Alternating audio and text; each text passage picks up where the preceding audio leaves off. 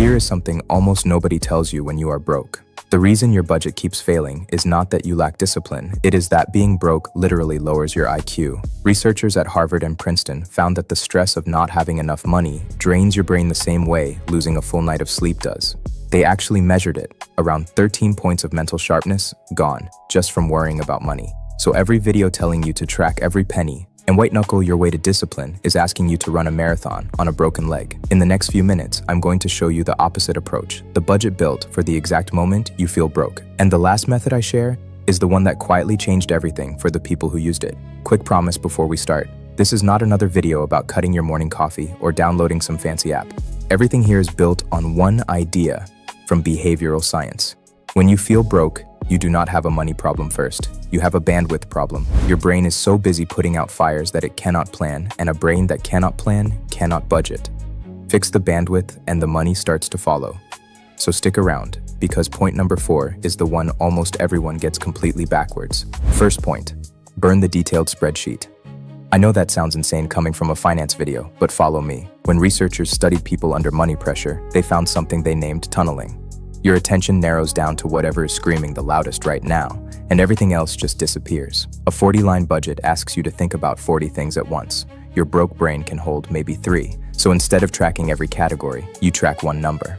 The amount you are allowed to spend this week after your bills and your savings are already pulled out. One number. You either have it or you do not. That single shift removes about 90% of the daily decisions that were quietly burning you out. Second point. Here's the part nobody talks about. The most expensive thing about being broke is being broke. There is a hidden tax on it. When you have no buffer, one small surprise, a flat tire, a copay, turns into an overdraft fee, then a late fee, then a payday loan at 400% interest. The shock does not stay small. It cascades. The researchers called the missing piece slack. Slack is just a tiny cushion of money that absorbs the hit before it spreads. And here is the surprising part. The amount does not need to be big. Even $100 sitting untouched can break the whole chain reaction. So before you save for anything else, you build a small Slack fund first. Not for the future, for the next emergency. Because when you are broke, the next emergency is always coming. But that is not even the most interesting part. Third point.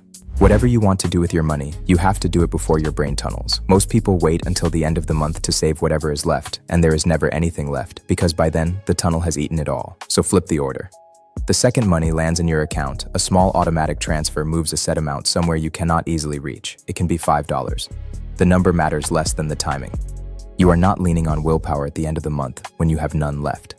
You are using one calm decision, made on a good day, to protect you on every stressful day after it. Set it once, and let the machine carry the discipline you cannot. Fourth point, and this is the one people get backwards.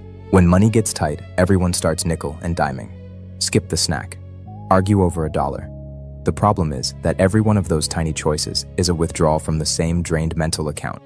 You win $2 and you lose the brain power you needed for a $200 decision an hour later. So do the opposite. Do not cut the smallest costs. Cut the number of choices. Cancel the subscriptions you forgot you had, all in one sitting. Put your real needs on autopay so you never have to think about them again. And there is hard research behind this.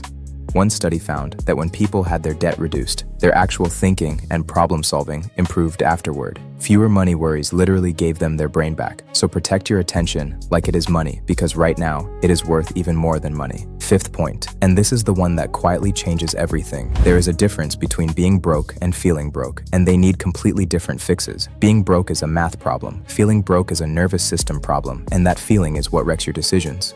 So you attack the feeling head on. You write down your survival number, the smallest amount that keeps your roof, your food, and your lights on for 1 month. Most people have never once done this math, so the fear just stays foggy and feels infinite. The moment you see the real number, it shrinks. Suddenly, you are not staring into a bottomless pit. You are looking at a target you can actually hit. And that one piece of clarity gives you back the bandwidth to make every other move on this list. So let me make this dead simple. When you feel broke, you design your money around your brain, not against it. One spending number instead of 40. A small Slack fund before anything else. Automate on payday before the tunnel hits. Cut decisions instead of dollars. And calculate your survival number so the fear finally has edges. 5 moves, all built for low bandwidth, all built for the real version of broke. Here's the truth I wish someone had handed me sooner. You were never bad with money. You were trying to budget with a brain that was running on empty, using tools that were designed for people who were not. Change the tools, and everything changes. You are not broken. Your old system was. If even one of these gave you a little breathing room, do me a favor and tap subscribe, because the next video breaks down the exact survival number formula step by step, and you do not want to miss it. And tell me down in the comments, which of these 5 are you trying first? I read every single one. Quick disclosure. Elite Grind Group provides financial education and commentary for informational purposes only. This is not financial advice. Every situation is different, so do your own research and consult a licensed professional before making any money decisions. As always, stay focused, stay consistent, stay elite,